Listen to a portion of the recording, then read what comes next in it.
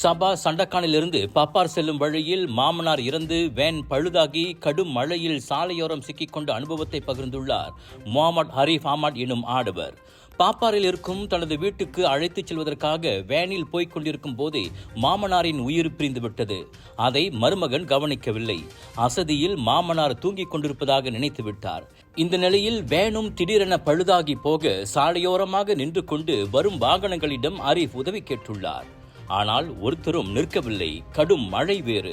அவ்வழியே வந்த ஆம்புலன்ஸ் வாகனம் ஒன்று நின்று மாமனார் இறந்துவிட்டதை உறுதி செய்தது. ஆனால் அமர ஊர்தியை சொந்தமாக பார்த்துக் கொள்ளுமாறு கூறிவிட்டு அதுவும் சென்றுவிட்டது. இதனால் செய்வதறியாது நின்ற ஹரீஃப் அங்கேயே தனது கைபேசியில் ஃபேஸ்புக் நேரலைக்கு போய் கண்கலங்க தனக்கு நேர்ந்ததை சொல்லி உதவி கேட்டுள்ளார்.